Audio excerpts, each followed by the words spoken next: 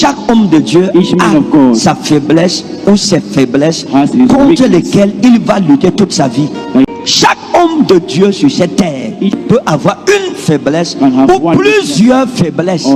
Et ce sont tes faiblesses qui deviendront ton champ de bataille. Je répète, ce sont tes faiblesses qui deviendront ton champ de bataille. Tant que tu n'as pas de faiblesse dans un domaine, le diable ne te tente pas où tu es fort. Il te tente où tu es faible. Il te tente sur ta faiblesse.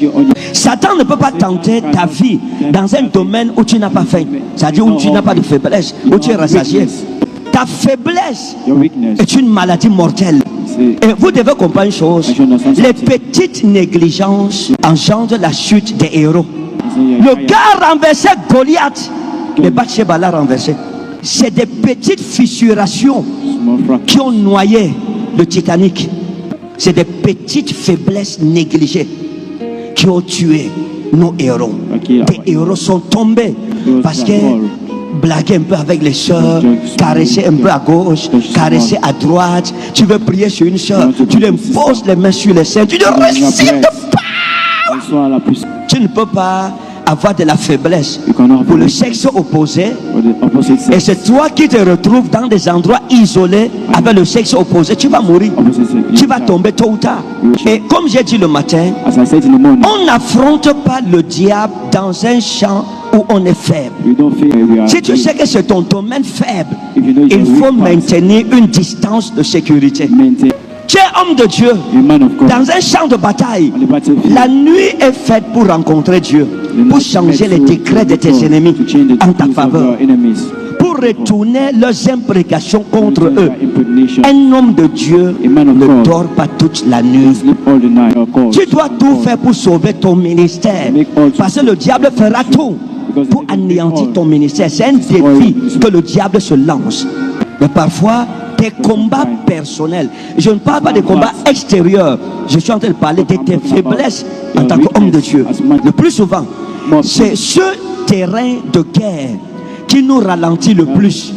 Mais le diable réussit à détruire ton ministère à cause de ce que tu fais dans ton téléphone. Il faut comprendre qu'aujourd'hui nous avons beaucoup de ministères naufragés. On a beaucoup de ministères naufragés. On a des personnes que Dieu a tellement misé sur elles, mais elles n'ont pas été assez prudentes. Certaines n'ont même pas commencé le ministère. D'autres au début sont morts. Certaines personnes ont commencé à briller. Elles ont été fauchées. Elles n'ont pas atteint l'apogée, le but final que Dieu avait pour elles. Le diable a réussi à trouver une faille et les a frappées, les a brisées. Beaucoup de ministères avortés, beaucoup de ministères naufragés, de grands hommes de Dieu, mais qui sont dans le cimetière des héros perdus, des héros qui sont morts. Il y a beaucoup de personnes en qui Dieu a mis de grandes grâces. Certains, Satan les a tués par l'orgueil, d'autres la cupidité, d'autres le sexe et beaucoup d'autres choses. Certains, vous voyez l'avenir, on entend parler d'une personne, une figure qui monte, qui monte. Après un jour, on n'entend plus parler. On oublie la personne finalement. Elle va dans le cimetière des héros qui ne sont même pas nés. Beaucoup de ministères n'ont pas atteint l'objectif final. Et il faut que vous compreniez que l'homme de Dieu, chaque homme de Dieu a sa faiblesse ou ses faiblesses contre lesquelles il va lutter toute sa vie. Et lorsque vous regardez, beaucoup de jeunes qui sont appelés au ministère aujourd'hui ne comprennent pas ce qu'on appelle la géostratégie spirituelle. Nous sommes dans une guerre. L'appel au ministère, c'est l'appel à la guerre. Et il faut que tu comprennes le caractère qui revêt la guerre dans laquelle nous sommes engagés. Parce que beaucoup sont inconscients. Et c'est à cause de leur inconscience qu'ils meurent. Parce qu'ils ne comprennent pas la dangerosité du ministère. Le ministère est dangereux. Le ministère, lorsque tu ne l'as pas compris, peut détruire ta vie, ta famille, tu finis, tu meurs. Parce que dès que l'appel est sur toi, toutes les antennes du monde des ténèbres se tournent vers toi, tous les radars sont tournés vers toi, tu deviens la personne à abattre. C'est parce que beaucoup d'entre nous, nous sommes négligents. Tu dois comprendre que Satan, c'est un géostratège. C'est un guerrier né. C'est un soldat. Et il a étudié l'homme. S'il a renversé une femme et un homme qui voyait Dieu face à face, pose-toi la question, quel est ton sort? Toi qui n'as jamais vu Dieu physiquement, moi qui ne l'ai jamais vu physiquement. S'il a pu renverser des héros qui communiaient avec Dieu, c'est-à-dire ils avaient des rencontres avec Dieu, pas comme nous aujourd'hui où tu pries sans voir Dieu. Dieu descendait, Dieu venait et passait le temps avec l'homme et la femme. Mais quand même Satan a réussi à les sortir du jardin de leur Éden. Tu dois faire attention à ta vie. Nous faisons le ministère avec conscience. La Bible dit que Jésus-Christ est arrivé dans le désert. Dans Matthieu chapitre 4, il a jeûné 40 jours, 40 nuits. La Bible dit que le 40e jour, Jésus eut faim et il fut tenté par le diable. Ça veut dire que dans le désert, Jésus a fait 10 jours. Satan n'est pas venu. Il avait 20 jours. Satan n'est pas venu. C'est comme s'il n'y avait pas Satan dans le désert. Il a fait 30 jours. Satan n'est pas venu. Ça dit, tu ne peux pas imaginer que Satan est dans le désert. Tu ne peux pas. 35 jours. Satan n'est pas venu. 39e jour. Satan n'est pas venu. 40e jour, Jésus a eu faim. Et Satan est venu. Donc c'est un principe dans le combat spirituel. Satan ne tente pas une personne qui n'a pas faim. Tant que tu n'as pas faim, Satan ne te tente pas. Il tente ceux qui ont faim. La faim, c'est le besoin de la nourriture. La faim est causée par l'absence de la nourriture. La faim, c'est ton corps qui revendique la nourriture. Satan te tente sur les choses qui te manquent et que tu revendiques. Satan ne peut pas tenter ta vie dans un domaine où tu n'as pas faim. C'est-à-dire où tu n'as pas de faiblesse, où tu es rassasié. Voilà pourquoi ta faiblesse n'est pas ma faiblesse et ma faiblesse n'est pas ta faiblesse. Parce que ce dont tu as fait, moi je pourrais en être rassasié. C'est un langage spirituel pour les hommes spirituels. C'est-à-dire qu'il y a des personnes, peut-être ta faiblesse c'est la boisson. Telle autre personne n'a aucun problème avec la boisson. Il n'a pas faim dans ce domaine. Satan te tente quand tu as faim de quelque chose. Il te tente sur ta faiblesse. Et comme Satan ne peut pas connaître les pensées de ton cœur, il observe ton caractère. Si tu es un homme de Dieu qui, lorsqu'il marche, il voit une femme passer, il regarde toujours la femme, Satan va dire, il a faim de la femme. C'est ça la femme. Et il va commencer à dire, non, regarde encore bien.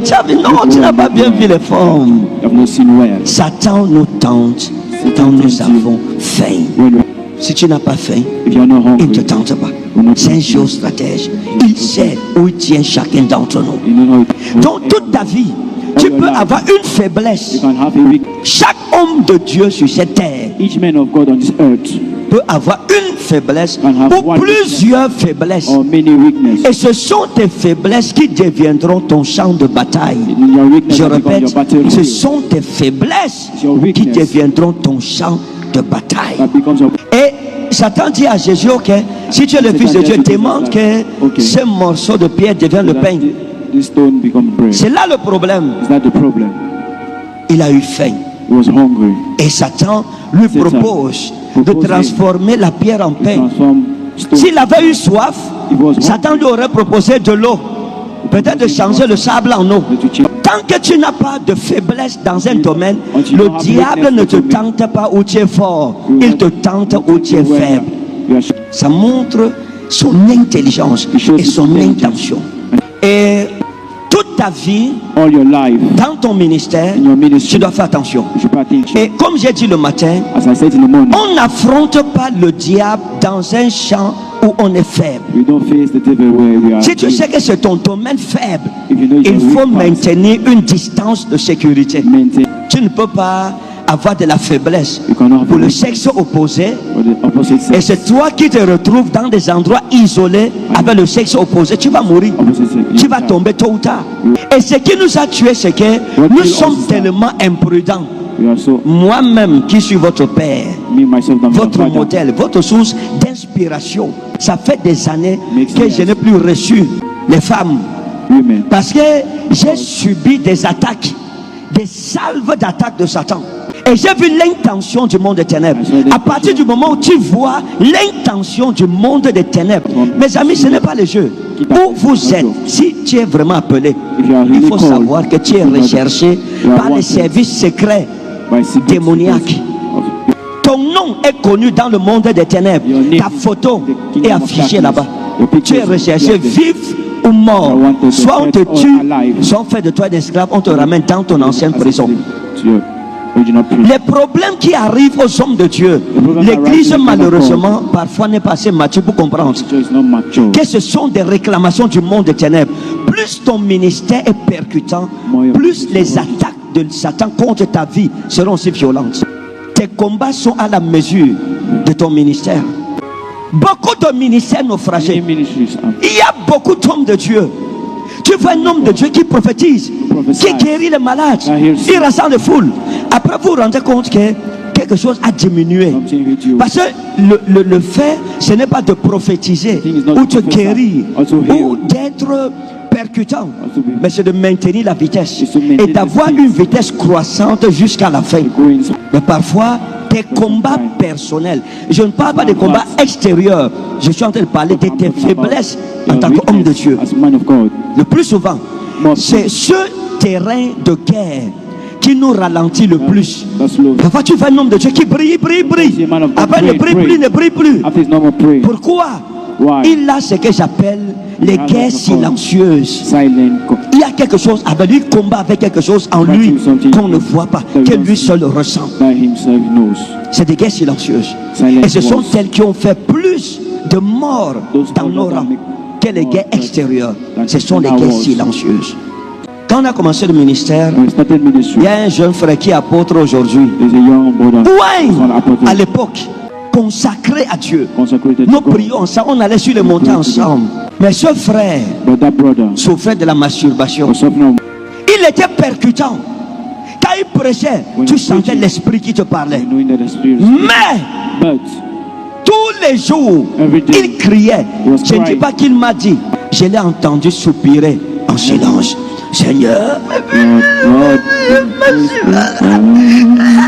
vous savez, parce que quand on prie à haute voix, quand tu entends ton voisin, il baisse le volume là, c'est qu'il parle des guerres stratégiques personnelles à Dieu. Seigneur, tu sais, Seigneur, ça guette un peu. S'il n'y a pas une oreille indélicate là qui entend ce qu'il dit. Il était un vaillant héros, mais il était aussi lépreux. Il luttait contre une lèpre personnelle, une lèpre invisible qui paralysait son élan. Vous voyez que tu vas voir donc cet homme de Dieu. Aujourd'hui, il est fort. Il est fort dans le ministère. Demain, il est faible. Et tu te demandes, mais qu'est-ce qui se passe dans sa vie? On ne l'attaque pas de l'extérieur. Il est aimé par tout le monde. Mais pourquoi il est efficace aujourd'hui? Demain n'est pas efficace. C'est que lorsqu'il réussit à soumettre cet esprit de masturbation, il devient plus fort dans le ministère. Et lorsque l'esprit de masturbation appuie aussi sa tête sur l'eau, il devient faible. C'est ça la vérité en fait. C'est ça le problème avec beaucoup d'hommes de Dieu. Parfois tu vois un homme de Dieu, il est fort, il est fort. Pourquoi? Parce qu'il a réussi à se maintenir dans la sainteté, la consécration, dans le droit chemin. Et puis un autre jour, il commence encore à dandiner, tu ne comprends pas. C'est qu'il a une guerre avec lui-même, en lui il y a une guerre. Il a perdu le contrôle sur sa propre vie. Il se retrouve en train de faire des erreurs qu'il ne devrait pas faire, ce que j'appelle des erreurs stratégiques qui l'affaiblissent spirituellement. Parce que ton ministère est à l'effigie de la vie que tu mènes. Toi et ton ministère, vous êtes liés par la vie que tu mènes. Plus tu mèneras une vie de consécration, plus tu es efficace. Moins tu mènes une vie de consécration, moins tu es efficace. Donc plus tu te maintiens dans la présence de Dieu, tu vas dans les profondeurs de sa présence, plus on voit la gloire. Le jour où tu perds contrôle, ta chair prend le dessus sur toi. Peut-être que tu as des faiblesses à ce qui concerne la sexualité, mais tu es toujours ami avec tes filles. Satan passera par ça pour t'affaiblir. Et tu te trouveras embarrassé comme David. Le gars renversait Goliath, mais Bathsheba l'a renversé. Comment vous m'expliquez que le roi David, le plus grand psalmiste de tous les temps, est un voyeur? La Bible dit qu'à la saison où les rois allaient en guerre, David a envoyé Joab et lui il est resté. L'oisiveté produit le péché. Quand tu travailles beaucoup, tu pêches moins. Tu es moins disposé à pécher. Mais quand tu ne fais rien, tu pécheras. C'est vrai ou c'est faux? Tu vois une personne, la personne, tu ne vois pas d'ennemi visible qui attaque l'homme de Dieu ou la servante de Dieu. Mais il y a un ennemi invisible qui ruine sa vie spirituelle, qui ronge son ministère. Et c'est quoi? Tu ne vois personne. Satan utilise son téléphone. Il y a ce que j'appelle les salves d'attaque téléphonique. C'est-à-dire que tu es seul chez toi, seul à la maison, enfermé. Mais le diable réussit à détruire ton ministère à cause de ce que tu fais dans ton téléphone. Attaque invisible. Le genre de personnes avec qui tu parles. Le genre de choses que tu fais avec ces genres de personnes dans le téléphone. Et tu te demandes, mais l'homme de Dieu n'a pas de problème. La servante du Seigneur, on ne voit aucun problème. Non, l'ennemi est invisible. L'ennemi est dans son téléphone. Le diable passe par ça. Et beaucoup de serviteurs de Dieu se sont vus détournés de leur mission à cause du téléphone. Des belles filles. Les beaux gosses que Satan envoie contre toi, ça fait que le téléphone devient une occasion de chute pour ton ministère. Quand le diable se rend compte que tu as tiré dedans par reçu la délivrance. Seigneur me dit de délivrer tes saints, free. Le diable dit ok, il envoie les candidats. Il envoie les candidats. Et ton téléphone, tu meurs par le téléphone. Il faut faire attention. Quand tu te rends compte que ton téléphone devient une occasion de chute pour toi, mets le téléphone de côté. Donne ça à une secrétaire ou un secrétaire, à quelqu'un qui doit gérer tes appels et tout ça. Tu dois tout faire pour sauver ton ministère. Parce que le diable fera tout pour anéantir ton ministère. C'est un défi que le diable se lance. Tu dois échouer absolument. Voilà la devise du monde des ténèbres. Et à un certain moment, tu te trouves entre le dilemme, soit de choisir les plaisirs de la chair qui te donne le plaisir éphémère et te priver de ces plaisirs pour te concentrer sur ton ministère. C'est ce que j'appelle le plat de lentilles. Le plat de lentilles. Jacob dit à Ésaü, si tu veux ce plat de lentilles, donne-moi ton droit d'aînesse. Et Ésaü lui répond, ah, je fais quoi avec le droit d'aînesse? Donne-moi le plat de lentilles. C'est ça. Beaucoup d'entre nous, nous vendons nos ministères à cause d'un plat de lentilles pour un plaisir éphémère. C'est quand tu fais le plat de lentilles que tu te rends compte que ce que tu as vendu là, c'est ton héritage que Satan a pris. Pour un petit moment de plaisir, une histoire de bébé, de chéri. Où il ne faut pas dire bébé et il ne faut pas dire chéri. Et donc, quand nous avons faim, le diable nous attaque. Et le roi David était un guerrier qui maîtrisait l'art de la géostratégie. Mais cependant, devant Satan, Satan a fait beaucoup de mal à David. Beaucoup de mal. Ça veut dire que la seule personne qui a réussi à atteindre David directement, c'est Satan. Aucun homme n'a réussi. Il y a dans l'affaire de Bathsheba où Satan l'a touché. Il y a dans l'affaire du dénombrement d'Israël, la Bible dit que Satan entra dans David. Et Satan inspira David à faire le dénombrement parce que c'était interdit. L'Éternel n'aimait pas qu'on compte son peuple. Et beaucoup de gens sont morts. Donc, mon ami, ne pense pas que comme Dieu t'a appelé, tu vas dormir sur tes lauriers et tu réussis dans le ministère. Et je n'arrive pas à comprendre parfois comment quelqu'un dit qu'il est un homme de Dieu. Il dort toute la nuit. Tu es homme de Dieu dans un champ de bataille. La nuit est faite pour rencontrer Dieu, pour changer les décrets de tes ennemis en ta faveur, pour pour retourner leurs imprécations contre eux. Un homme de Dieu ne dort pas toute la nuit. La nuit, c'est le moment de prendre des positions stratégiques. Parce que c'est dans la nuit que les plus grands combats de ta vie se passent. Les plus grandes attaques contre ta vie, c'est la nuit. La Bible dit que c'est dans la nuit que David s'est réveillé. Et il marchait sur le toit de sa maison. Et il a vu une belle jeune femme qui se lavait. Et il a demandé, c'est qui? On lui a dit, c'est Bathsheba, la femme d'Uri. Et il a dit, allez l'appeler. Pourquoi? Parce que David avait une faiblesse des femmes. Il aimait les belles femmes. Tu peux avoir pour faiblesse les hommes ou les femmes. On a vu le matin, nous avons fait une étude le matin, on s'est rendu compte que 99% des hommes de Dieu qui sont tombés, il y avait une histoire de femmes. C'était leur vie sentimentale que le diable attaquait.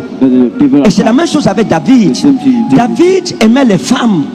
C'était une faiblesse, c'était sa maladie. C'était un vaillant héros. Mais il avait beau avec les femmes. Même dans sa vieillesse. Dans sa vieillesse, il a exigé, malgré toutes les femmes qu'il avait, il a dit qu'il veut une fille vierge venant de Sunem. Sunem qui avait les plus belles filles en Israël. Que cette fille doit se déshabiller nue, se coucher sur lui nu pour le chauffer. Je pose la question avec toutes les femmes là. Si toutes les femmes venaient se coucher sur lui, ça n'allait pas le réchauffer, ça allait faire un monticule de femmes, une colline de femmes sur lui. Mais le gars dit non, je veux une vierge. Et je pose une question, mes amis. Comment vous pouvez expliquer un tel désir, un vieux? Mais la Bible dit que mais David ne l'a connu point. Ça veut dire que même dans sa vieillesse, il était encore viril. Il était viril. Mais il n'a pas eu de rapport sexuel avec elle. Mais il voulait sentir quand même une jeune fille sur lui. C'est quel genre d'homme de Dieu comme ça? C'est quel genre de désir comme ça? Ça montre simplement qu'il y avait un dérèglement dans son comportement par rapport à la femme. Et son fils Salomon a hérité ça de son père. Donc il agissait comme son père au même âge. Ça ne venait pas de loin. Donc il avait un problème avec les femmes. Voilà pourquoi vous allez voir que la plupart des femmes que David a prises, il n'a pas doté. Il a récupéré. C'est pour ça que même dans le Nouveau Testament, lorsqu'on parle de la généalogie de Jésus, on dit quoi? On dit que David a eu Salomon de Bathsheba, la femme d'Uri, pas la femme de David. La Bible ne reconnaît pas qu'elle soit sa femme. Maintenant, il se promet, il voit une femme qui se lave. Tu ne peux pas dire que je suis fort jusqu'à ce que tu sois en face de ta faiblesse, de l'objet de ta faiblesse. Tu ne peux pas dire que Dieu m'a délivré du sexe jusqu'à ce que tu sois en face d'une femme. Je ne parle pas d'une femme telle que tu aimes et qui soit nue comme Bathsheba. Tu ne peux pas dire que Dieu va délivrer tes hommes jusqu'à ce que tu sois en face d'un homme. Le genre que tu aimes là, nu devant toi, il te touche. Tu dis fire!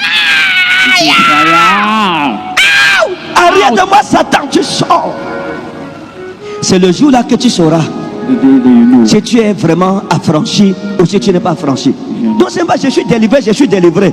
Il faut que tu vois Bathsheba se laver nu et tu fermes tes yeux, tu parles. C'est là que tu sauras que tu es délivré ou pas. C'est pas avec la bouche qu'on dit qu'on est délivré. Il y a beaucoup de personnes parmi vous ici. Vous êtes humble aujourd'hui, intègre, parce que vous êtes encore pauvre. Tu pries, Seigneur bénis-moi, Seigneur donne-moi l'argent, Seigneur bénis mon ministère, Seigneur je veux avancer, Seigneur Seigneur. Tu sauras si tu es vraiment humble lorsque Dieu t'aura tout donné. C'est là que les noms vont commencer à venir. Mais tu apotricime, doctricime, tu vas chercher un nom que personne ne porte dans ta génération pour une petite parole de connaissance. Prophète des prophètes. Tu dis à tes enfants qu'il faut bien prononcer quand dès qu'ils donnent la prophétie là. Toi tu dis c'est mon prophète des prophètes. Donc ça, toi tu dis le père de la prophétie, l'ancêtre du prophétique. Quand le diable voit que tu aimes ce genre de choses, il voit que tu as des prédispositions à l'orgueil. C'est là qu'il va, il va maintenant t'apporter les vrais noms. Il va dire le Dieu de la prophétie. Donc j'ai dit oui, le Dieu de la prophétie a prophétisé. Et le temps que tes yeux s'ouvrent, Dieu t'a quitté depuis longtemps. Ça t'a tenu ta main à la place de Dieu. Vous êtes en train de cheminer ensemble. C'est quand tu arrives aux portes des enfers, tu dis, hey, je suis où comme ça? Tu veux finir? Tes yeux comme on saute dedans là-bas. C'est là que tu te rends compte que Dieu t'avait quitté. Lorsque Dieu vient dans une vie, il vient avec beaucoup de bruit. Mais lorsqu'il part, il part silencieusement. La Bible dit que Samson ne savait pas que l'Esprit de l'Éternel l'avait quitté. Il faut faire attention. Et je n'arrive pas à comprendre comment le roi David, cet homme fort, tu peux être fort dans le ministère, mais faible devant les femmes. Tu peux être quelqu'un, quand on voit, on sait que c'est un géant. Le gars a renversé Goliath, mais Bathsheba l'a renversé. Le démon d'impudicité l'a renversé. David était irréprochable dans tous les domaines de sa vie, sauf les femmes. C'était le seul domaine. Et le diable avait vu ça.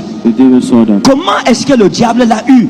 C'est que le gars, quand un roi qui guette une femme qui se lave, j'essaie d'imaginer la scène. Il guette. Bon, le diable certainement ne savait même pas. Déjà, c'est mon. Quand il va voir ça, parce qu'il est trop spirituel, il va donner l'argent vite à ses serviteurs qui allaient mettre le toit. Parce que si elle se lave, il voit, ça veut dire que les toilettes là n'avaient pas de toiture. Il aurait donné l'argent qui allait mettre la toiture sur les toilettes là. Elle peut pousser quelqu'un à pécher. C'est même quoi ça? Hein? Appelez-la ici. Bathsheba, ne te lave plus jamais comme ça. Ne mets pas ma foi en danger. Tu as tué mon ministère, tu veux me tuer. C'est quoi avec toi? Comment? Ne tente plus. Voilà l'argent. Voilà le menuisier. Mettez le toit sur son. Mais quand le gars a vu, il regarde.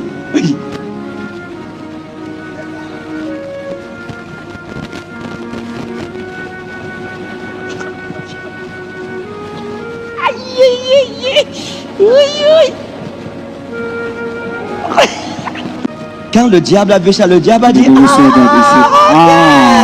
voilà sa faiblesse là-bas. Donc quand il guette comme ça, le diable lui dit, tu as vu ce sein? Ne laisse pas passer. Ne laisse pas le chassis. Il guette encore. Le diable dit, hey! Tu as vu ses fesses? Le jour par rapport le chassis, mon ami. C'est le genre qu'on a une seule fois dans sa vie. Le roi demande, c'est qui se lave? Il y a une femme qui se lave en bas là. C'est qui? On dit c'est Bathsheba, la femme d'Uri. Et David dit, allez me la chercher. Il n'a même pas dragué la fille. Il a presque violé. Il a dit que comme tu es venu là, tu es venu. Ouais. Et ils ont couché ensemble. Je ne sais pas quel genre de femme Bathsheba était. Son mari était intègre, elle n'était pas intègre. Elle pouvait dire au roi, je ne peux pas. Je suis marié et je suis la femme de ton serviteur. Comment tu peux? Mais ils ont eu des rapports sexuels. Elle l'aimait ça. Ça lui a plu. C'est comme si elle-même, quand elle a vu David, elle a fait comme si elle n'a pas vu là. Maintenant même, avant 19 même, elle enlève les habits. Quand elle voit le David, elle fait. Comme Karashika. Mes amis, c'est dangereux lorsque ta femme se lave. Tant de voisins guettent. C'est dangereux lorsque tu as une femme qui peut se laver dans des toilettes sans toiture. C'est un langage spirituel que je dis. Je ne parle pas de toilettes ici. Qu'est-ce que ça veut dire? C'est dangereux lorsque tu as une femme qui, lorsqu'un homme la voit, la regarde, elle est intéressée. Elle se guette un peu. Vous êtes dans un camp. Il y a un voisin. Il guette ta femme. Et ta femme aussi. Petite chose. Bébé, je prends un peu l'air dehors. Elle sort. Elle guette un peu la chambre du voisin, son appartement. Elle fait un peu comme si elle sèche les habits tous les jours, même à minuit. Ta femme dit que je vais pas sécher l'habit. Sous la pluie, elle dit je vais sécher l'habit. Tu demandes, ma chérie. Depuis quand on sèche l'habit sous la pluie?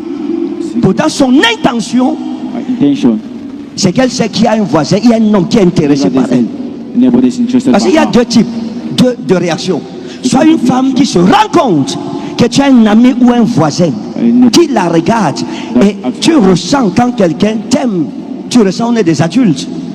Et elle ne te dit pas, elle prend plaisir en ce jeu. Tu es mort en guerre, mon ami. La deuxième réaction, c'est celle qui te dira, chérie, le monsieur là, quand je sors, il me regarde bizarrement. Je pense que c'est quelqu'un de dangereux. Fais attention. C'est dangereux lorsque tu as une femme, ton ami vient te rendre visite à ton insu. Tu rentres. Ta femme ne te dit pas que ton ami est là. Elle se lave dans des toilettes sans toi. Ou c'est quand tu voyages qu'elle appelle ton ami. Pardon, il faut venir. On prie. Ou lorsque tu as un ami qui ne te rend visite, que lorsque tu n'es pas là, il va ta voiture passer, c'est là qu'il passe chez toi. C'est les amis qui ont les étages, qui guettent les femmes qui ont les toilettes sans toi. Que Dieu nous donne des femmes fermes, intègres et fidèles. Des femmes qui peuvent dire à David, je ne peux pas. C'est impossible, je ne veux pas.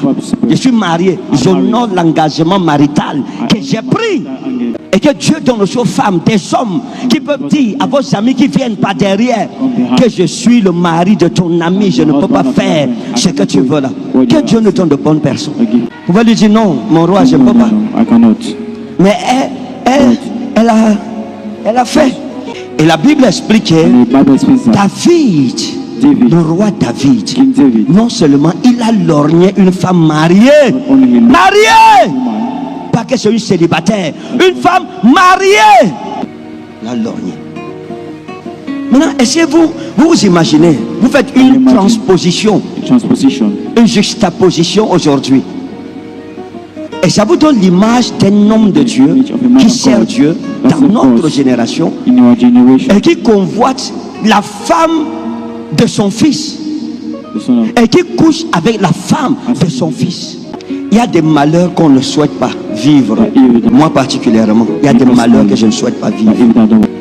Le genre de malheur que tu es marié à une femme, elle couche avec un homme, elle vient, elle est naturelle.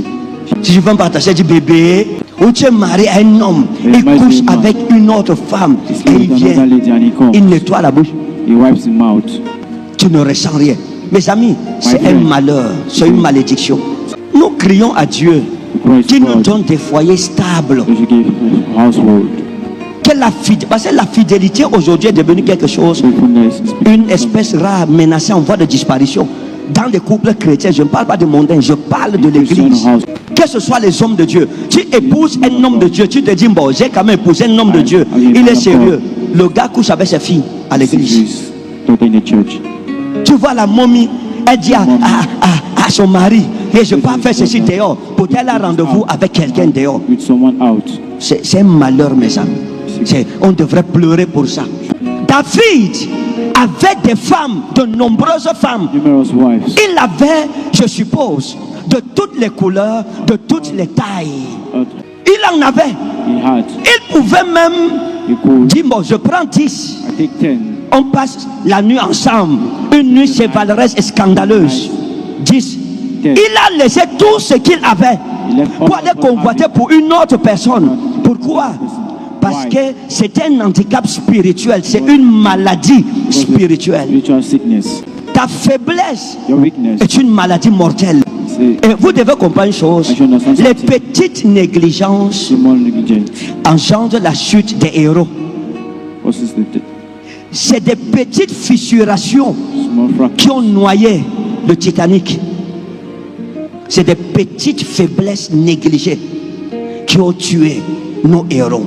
Des héros sont tombés parce que blaguer un peu avec les soeurs, caresser un peu à gauche, caresser à droite. Tu veux prier sur une soeur, tu lui poses les mains sur les seins, tu lui récites de la puissance.